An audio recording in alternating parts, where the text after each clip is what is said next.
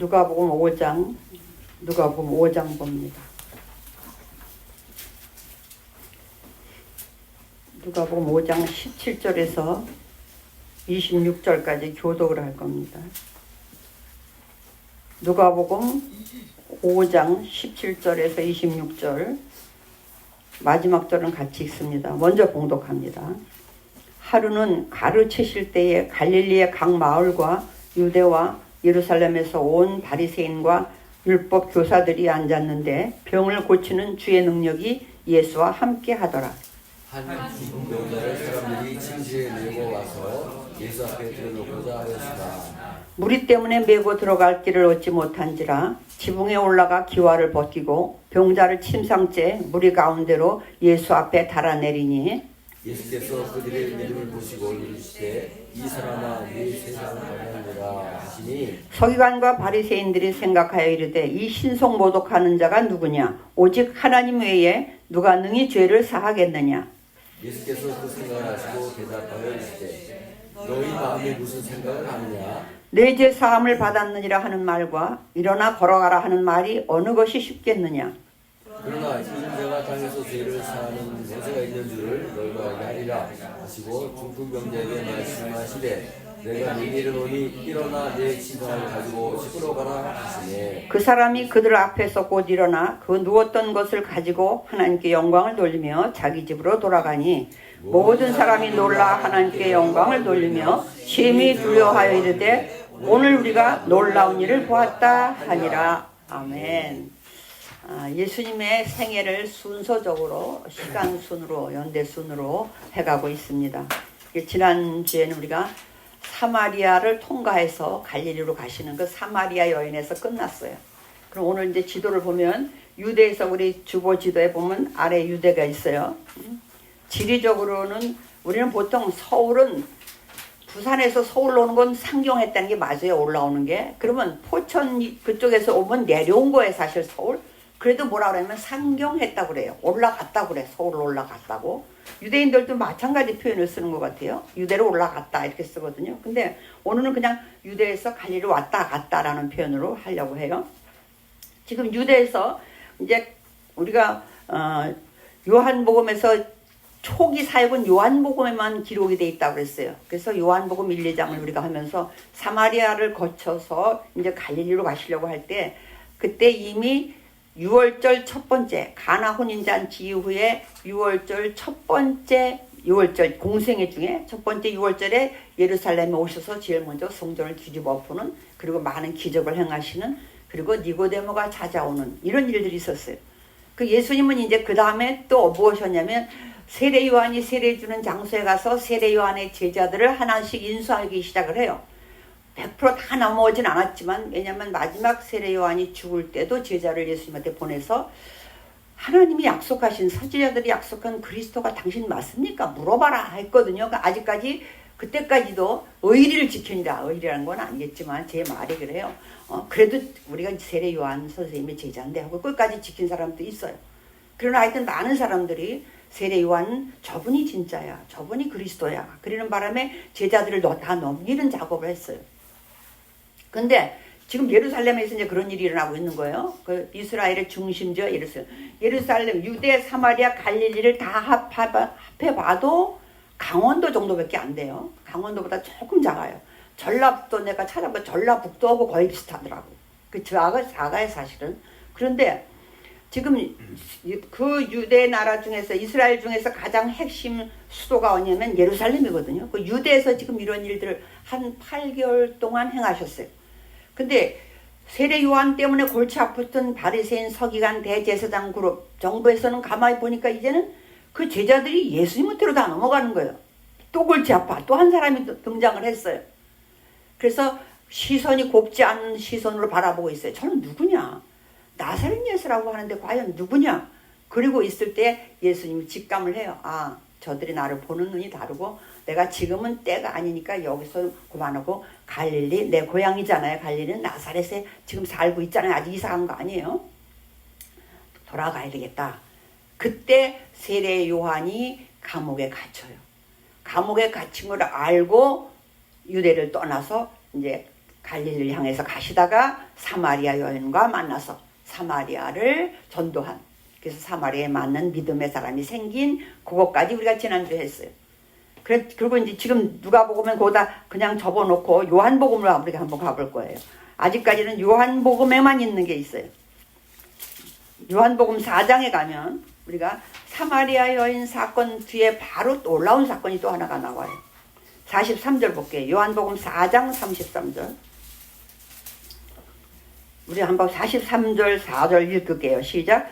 이틀이 지남에 43절 4장 43절 시작. 이틀이 지남에 예수께서 거기를 떠나 갈릴리로 가시며 친히 증언하시기를 선지자가 고향에서는 높임을 받지 못한다 하시고 갈릴리에 이르심에 갈릴리인들이 그를 영접하니 이는 자기들도 명절에 갔다가 예수께서 명절 중 예루살렘에서 하신 모든 일을 보았음이더라. 지금 예수님은 6월절에 갔다가 몇 개월 만에 돌아왔다 그랬어요. 지금 8개월이에요. 그렇지만 보통 사람들은 6월절 명절에 갔다가 바로 돌아왔을 거예요. 2, 3일 있다가.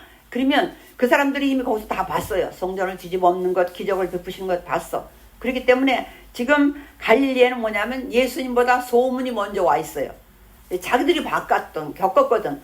그럼 안 간 사람들은 갔다 온 사람들을 통해서 소문을 다 들었을 거란 말이에요. 아니 우리 동네 나사렛의 예수라는 분이 거기서 성전을 뒤집어 엎는데도 너는 누구냐고 막 무슨 자격으로 하냐고 했는데 표적을 일으키니까 꼼짝도 못했어. 대단한 사람인 것 같아. 막 이런 소문이 갈릴리에서 다 퍼졌어요. 근데 갈릴리에는 보면 이제 우리가 여기는 가버나움과 나사렛만 주보에 나와 있지만 가나, 유명한 물을 포도주로 변화시킨 가나 이런 데가 다 갈릴리거든요. 근데 예수님이 어디에 왔냐면 46절, 지금 요한복음 4장 읽고 있어요. 46절 시작. 예수께서 다시 갈릴리 가나에 이르시니 전에 물로 포도주를 만드신 곳이라 왕의 신하가 있어 그의 아들이 가버나움에서 병들었더니. 왕의 신하라는 표현은 뭐 보통 사람은 아니라는 거죠. 좀 권력편에 서 있는, 권력 힘을 좀 쓸 수 있는 그런 왕은 헤롯 안티파스라고 하는 예수님이 여우라고 표현한 사람이 있어요. 아주 간사스럽고 그랬던 것 같아요. 예수님 그 사람을 여우라고 표현을 해요. 그건 헤롯 안티파스의 신하 중에 신하의 아들이 오늘날로 하면 무슨 장관 정도 된다든지 아니면 무슨 측근 된다든지 그런 사람의 아들이 병이 들었어요. 병 들은 거 하나만은 참 공정한 것 같아요. 왕도 병이 걸릴 수 있고 누구도 걸릴 수 있기 때문에 돈으로 문제를 해결한다든지 권력으로 해결한다면 참 금수저인 사람들은 꺼리낄 게 없는데 병은 감당해낼 수가 없어. 누구한테든지 가. 그래서 근데 문제는 뭐냐면 지금 예수님이 가나에 도착을 한 걸 아마 이 사람들은 기다렸던 것 같아요. 소문은 들어서 알잖아요. 그러니까 소문은 예루살렘 가서 소문 들었고 자기도 봤을 수도 있어. 근데 병이 들었어. 지금 아들이 죽을 병이 들었어. 병 들었는데 뭐냐면 가나에 와 있어. 환자는 어디 있냐면 가버나움에 있어요. 우리 김포로 말하자면 환자는 이제 감정동에 있는데 아버지는 지금 고촌쯤 갔어요. 거기 예수님이 있어. 찾아갔어. 아마 애를 얻고 가긴 좀 그랬던 것 같아요. 아들이 얼마나 나이 먹었는지 모르지만. 그래서 쫓아갔어요. 아버지가. 가서 뭐라고 그랬냐면 47절 시작.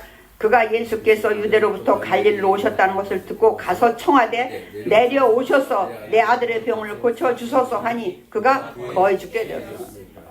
여기 내려오셔서 번역했지만 얼마나 빨리 와서 우리 아들 좀 살려주세요 했겠어요.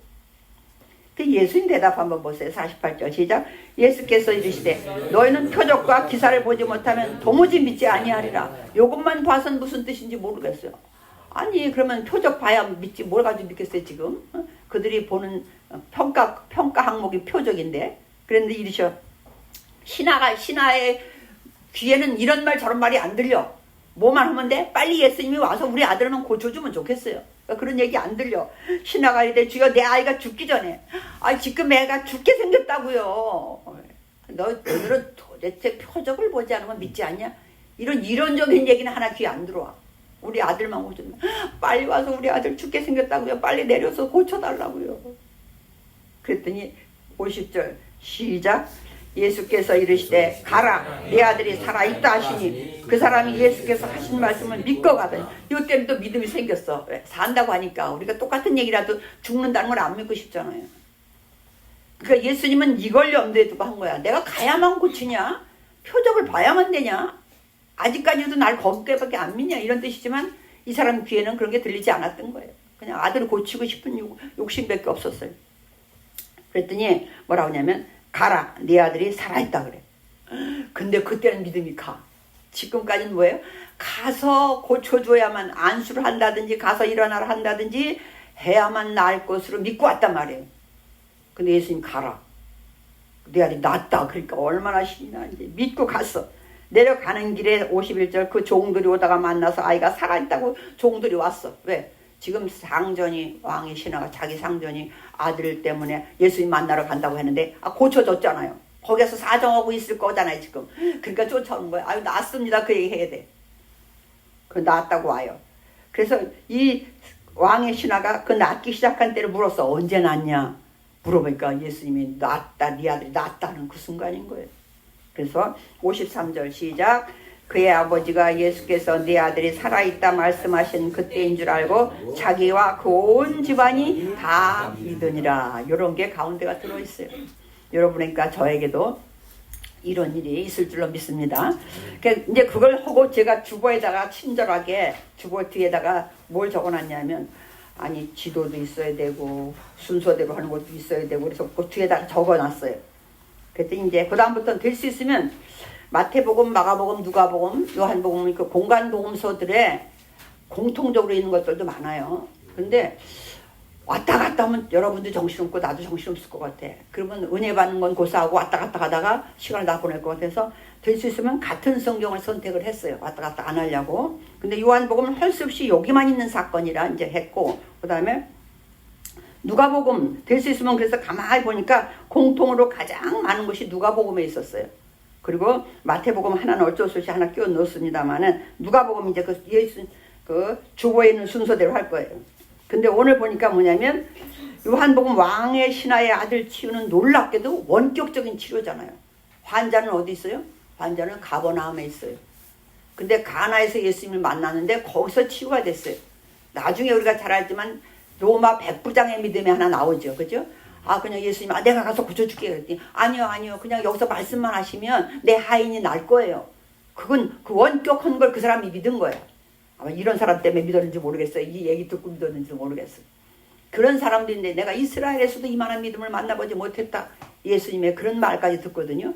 근데 오늘 예수님이 이렇게 원격적으로 치료해. 그러면 이렇게 치료하신 이유가 뭐겠어요?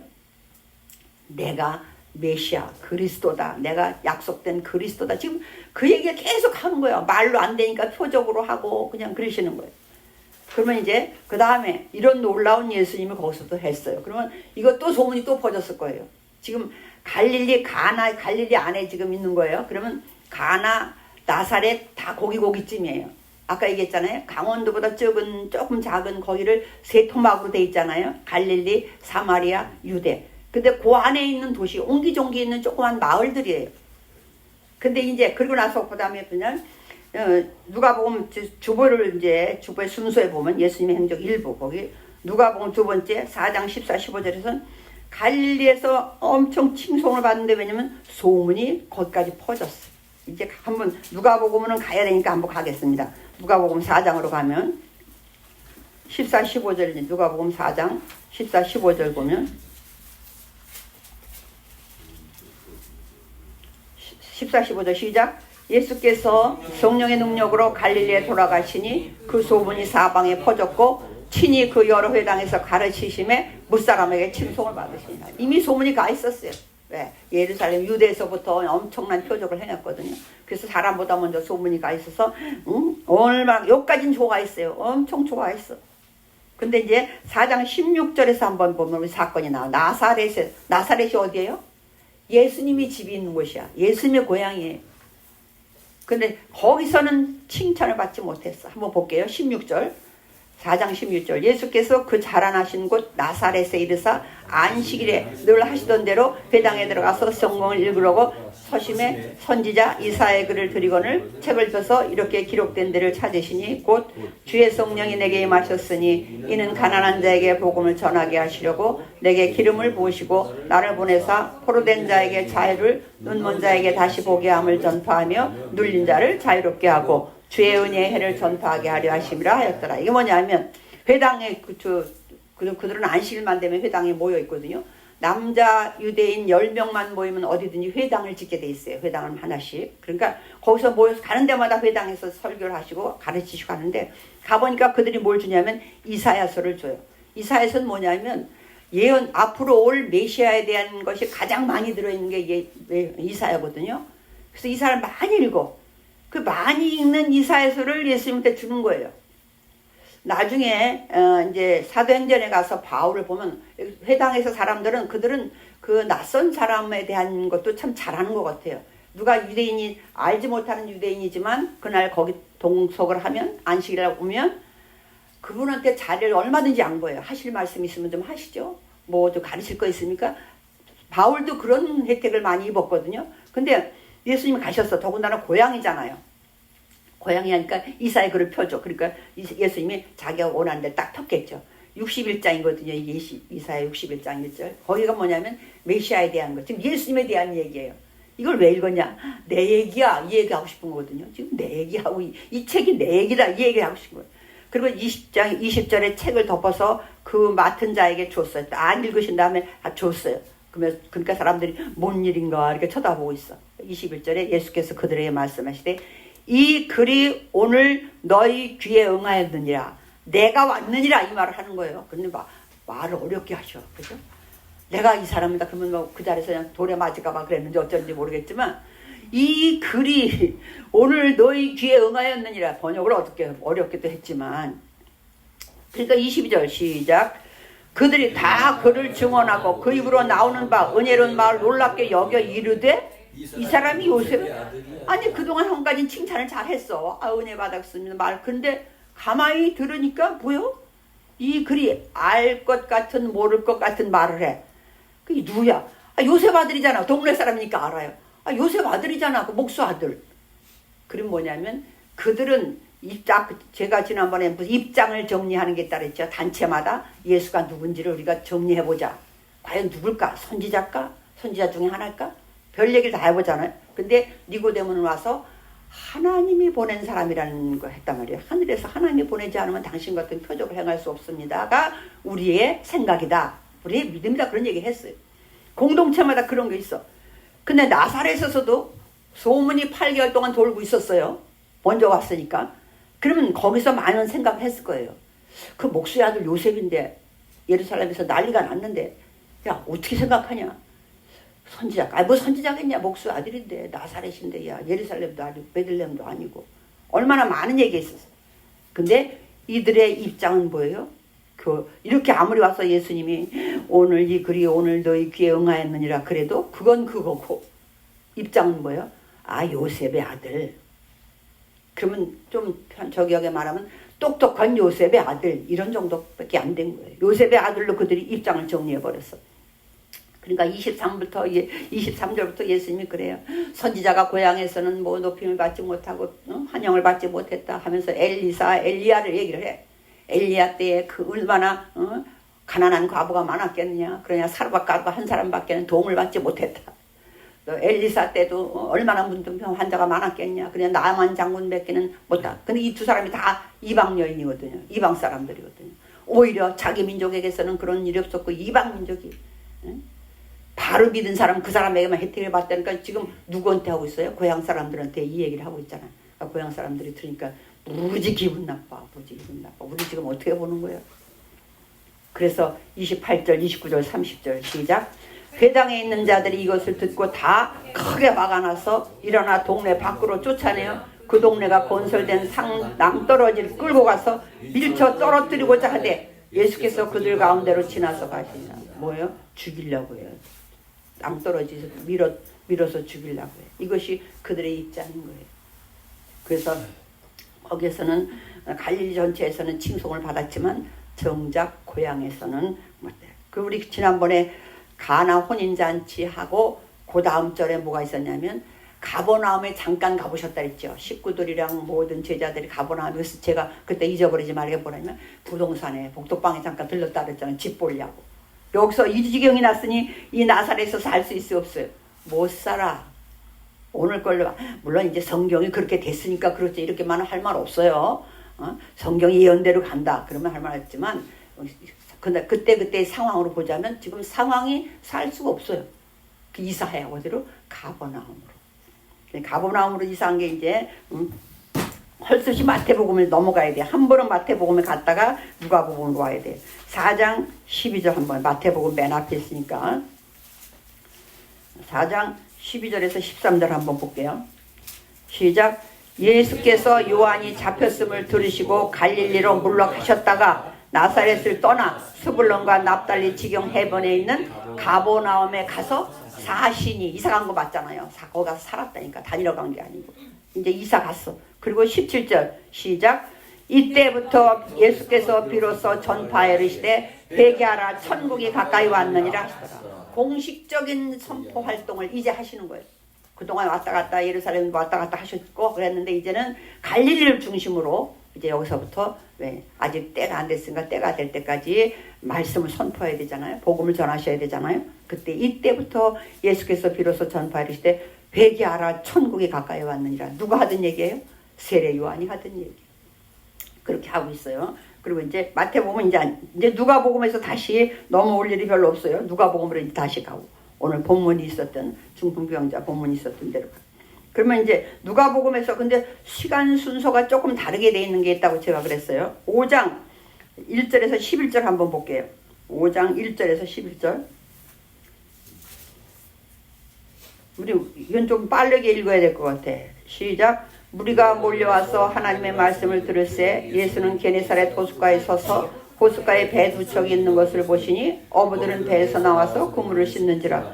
예수께서 한 배에 오르시니 그 배는 시몬의 배라. 육지에서 조금 떼기를 정하시고 앉으사 배에서 무리를 가르치시더니 말씀을 마치시고 시몬에게 이르시되 깊은 데로 가서 그물을 내려 고기를 잡으라. 시몬이 대답하여 이르되 선생님 우리들이 밤이 새도록 수고하였으되 잡은 것이 없지만은 말씀에 의지하여 내가 그물을 내리리다 하고 그렇게 하니 고기를 잡은 것이 심히 많아 그물이 찢어지는지라. 이에 다른 배에 있는 동무들에게 손짓하여 와서 도와달라 하니 그들이 와서 두 배의 채움에 잠기게 되었더라. 시몬 베드로가 이를 보고 예수의 무릎 아래 엎드려 이르되 주여 나를 떠나소서 나는 죄인이로소이다 하니 이는 자기 및 자기와 함께 있는 모든 사람이 고기 잡힌 것을로 말미암아 놀라고 세베대 아들로서 시몬의 동업자인 야고보와 요한도 놀랐음이라. 예수께서 시몬에게 이르시되 무서워하지 말라. 이제후로는 내가 사람을 취하리라 하시니 그들이 배들을 육지에 대고 모든 것을 버려두고 예수를 따르니라. 아멘.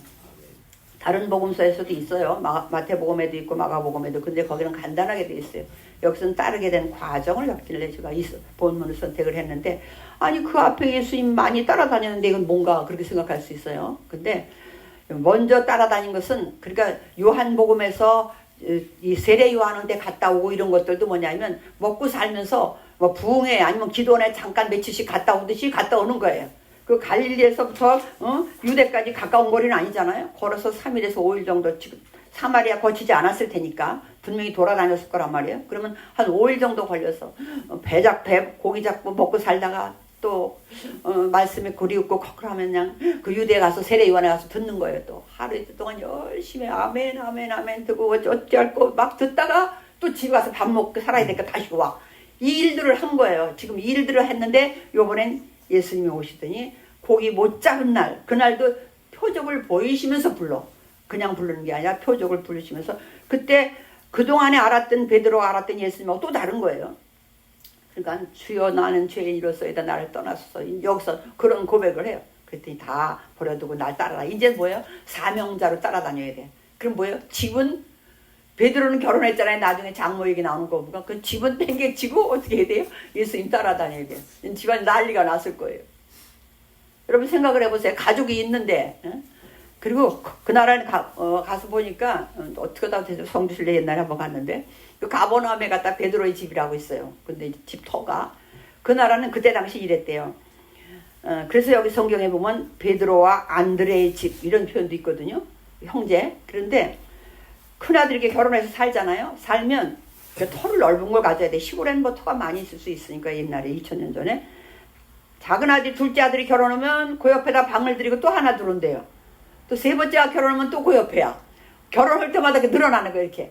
그래서 자식이 많으면 우세가 된 거예요. 세다는 거예요. 그러니까 한 10대 명 돼보세요. 야, 한 조그만 마을 하나를 다 이루지. 집 또 하고 또 하고 또 하고. 그래서 그렇게 큰 소리 치고 살았다는 거예요. 자녀가 많으면. 특별히 아들이 많으면. 아들은 다 들어와야 되니까. 근데 오늘 이제 베드로의 집은 난리가 났을 거예요. 아무리 믿음이 좋다고 그래도 그래도 그건 아니잖아요. 아주 먹고 살 것 신경도 안 쓰고 따라다니면 그 몫은 누굴 거예요? 여자의 몫이야. 그 여자 뭘 하냐고 당시에. 그래서 이제 여기서 보면 이렇게 네 제자를 부르신 게 나와요. 이제 오늘 다시 네 제자를 불렀어. 그러면 이제 누가복음 4장 31절 41절 한번 볼게요. 오늘 지금 누가복음에서 그냥 하는 거니까 31절 41절까지는 이제 한번 볼게요. 31절 시작. 갈릴리의 가버나움 동네에 내려오사 안식일에 가르치심에 그들이 그 가르치심에 놀라니 이는 그 말씀이 권위가 있음이로라.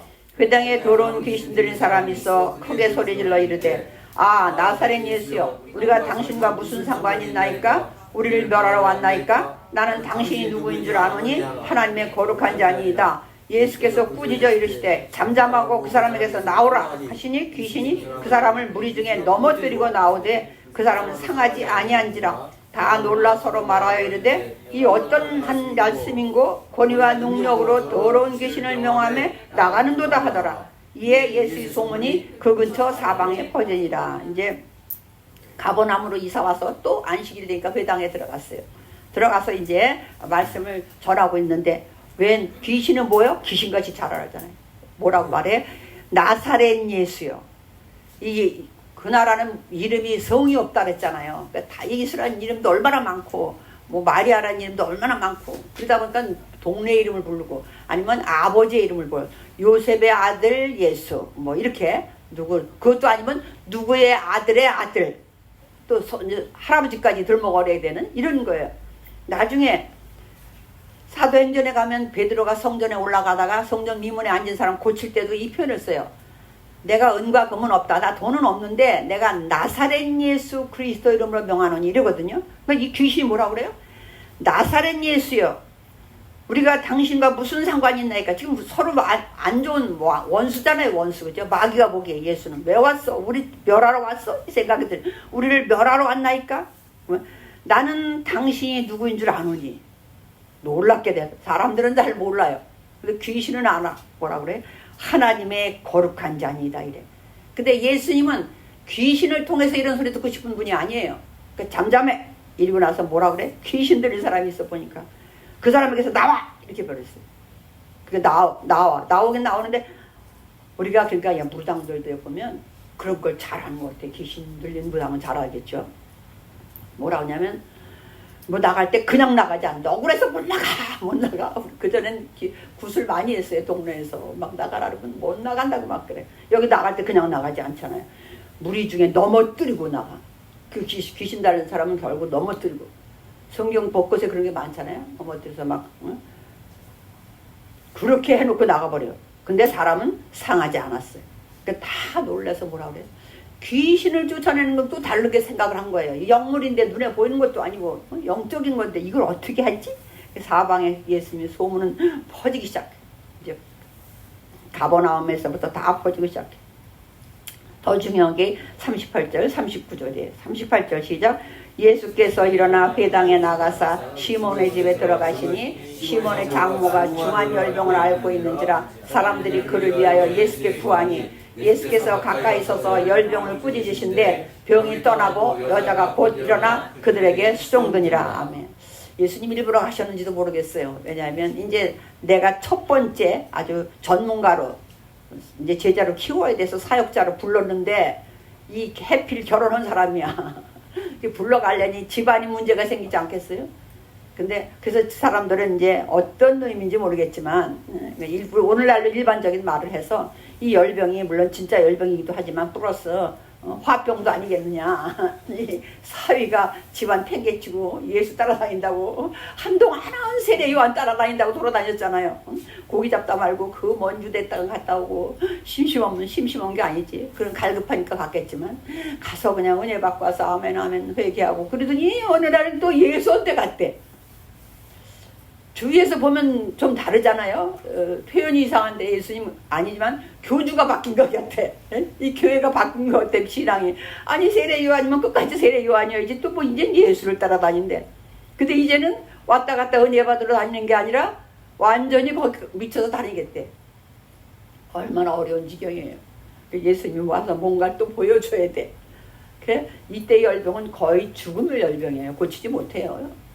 그런 병인데 고쳤더니 예수께서 열병을 꾸짖으신데 병이 떠나고 여자가 곧 일어나. 그때 수종드는 건 아주 전적인 능동적인 걸 말해요. 아주 빨리 일어나서 그냥 막 먹을 것도 준비하고 막 섬기는 모습을 얘기해.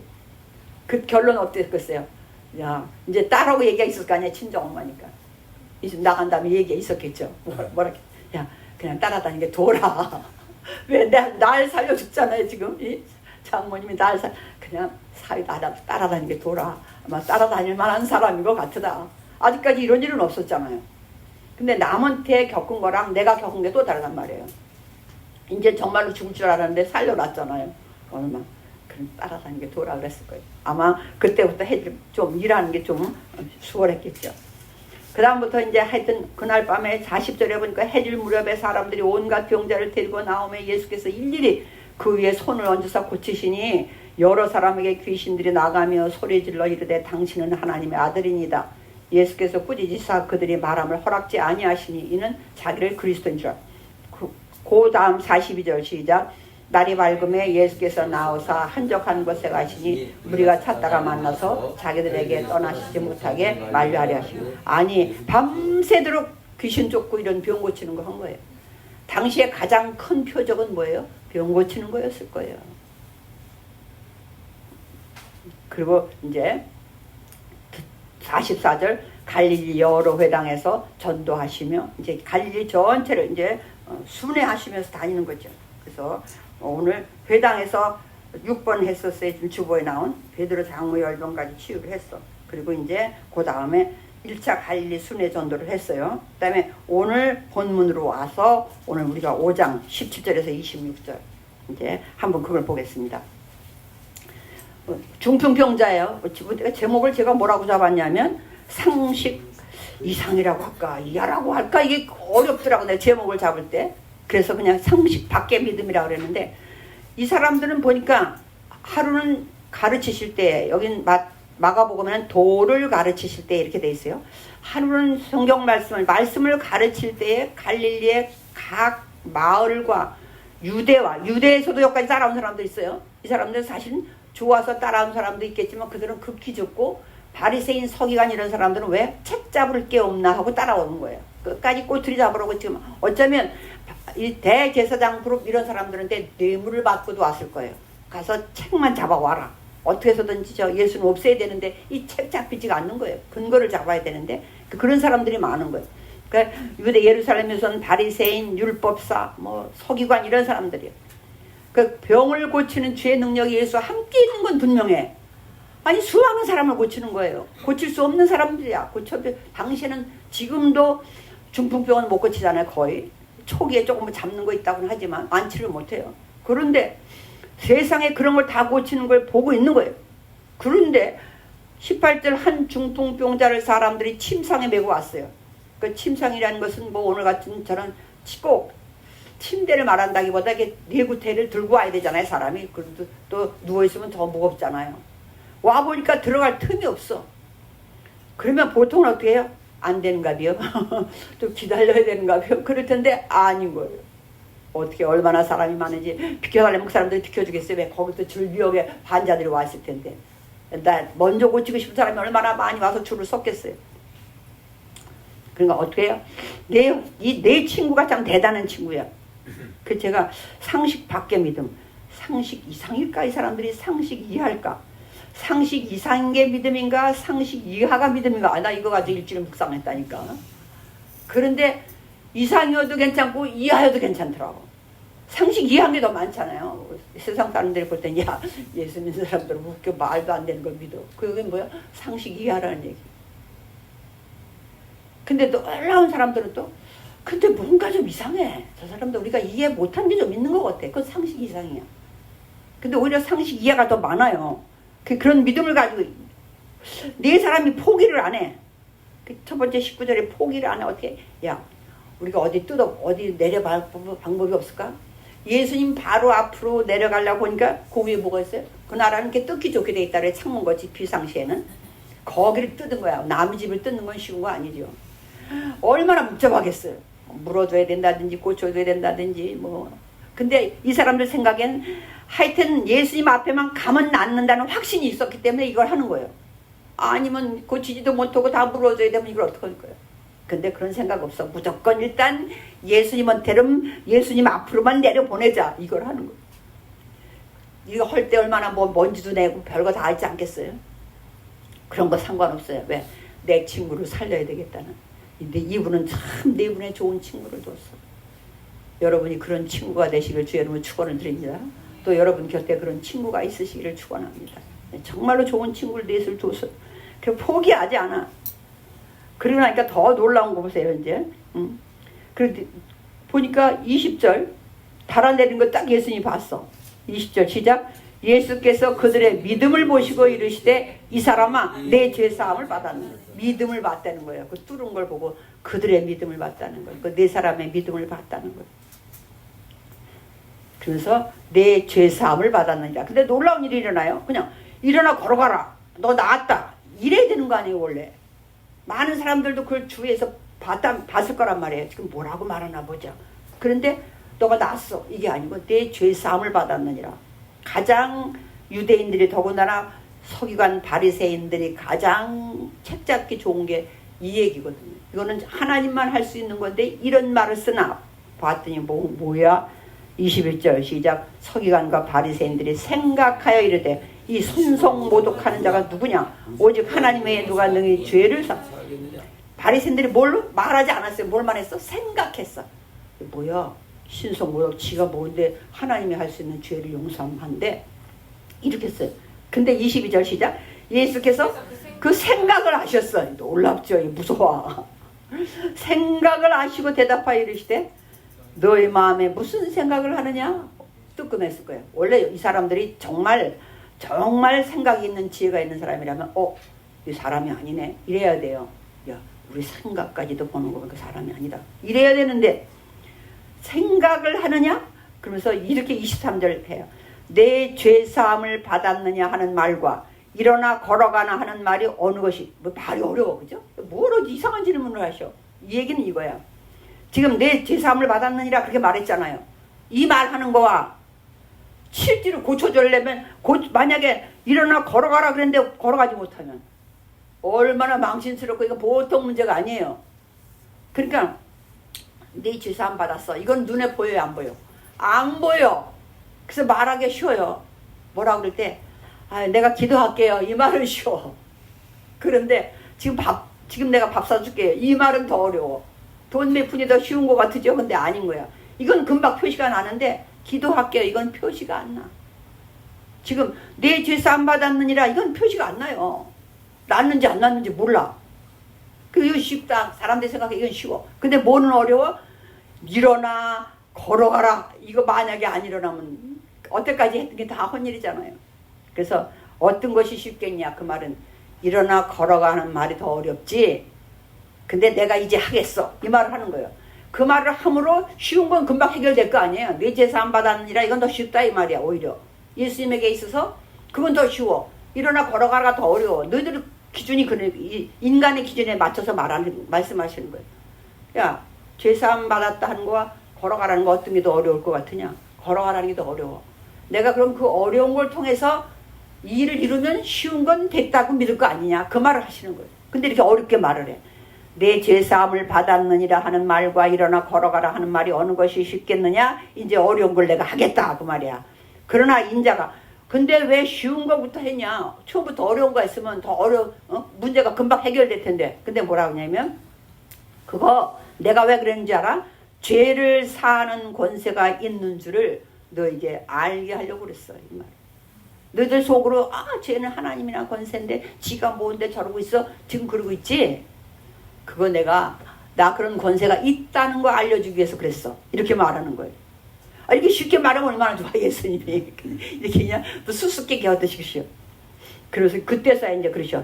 중풍병자한테 내가 너희들 알냐고 그렇게 했어. 중풍병자한테 내가 내게 이르노니 일어나 너희 침상을 가지고 집으로 가라. 그래요. 그러면 그 사람이 그들 앞에서 곧 일어났어. 그 누웠던 것을 가지고 하나님께 영광을 돌리며 자기 집으로 돌아갔어요. 얼마나 놀라운 일이에요. 모든 사람들이 놀라 하나님께 영광을 돌리며 심히 두려워하이르되 오늘 우리가 놀라운 일을 보았다 하는 거예요. 이제 그러고 나면 그 다음에 또 이제 오늘 여기까지만 할 거예요. 레위를 부르는 장면이 나와요. 대중의 반응은 대중 중에서 여기는 진짜로 따라다니는 사람보다는 바리새인, 서기관, 율법사 이런 사람들은 믿음으로 따라다니는 사람이 거의 없어요. 책 잡으려고 따라다녔지. 그런데 예수님은 어려운 것을 통해서 쉬운 것까지 증명해 보이신 거예요. 그래서 오늘 이 중풍병자를 이건 뭐냐면 예수님이 어디든지 표적은 그거예요. 사인이야. 내가 누구라는 사인. 예수님이 심지어 죄라는 것을 들고 나왔을 때는 내가 하나님이다 그 얘기를 하고 싶으신 거거든요.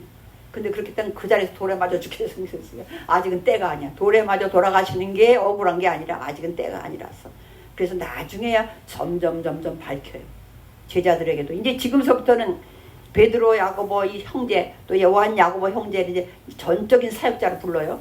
그리고 오늘 27절부터 이제 레위가 나와. 마태복음을 쓴 마태 레위가 나오거든요. 이제 하나씩 불러가지고 이제 지금부터 한 1년 반 이상을 한 2년 정도 아직 두 번째 6월절이 안 됐으니까 네 번째 6월절에 돌아가시거든요.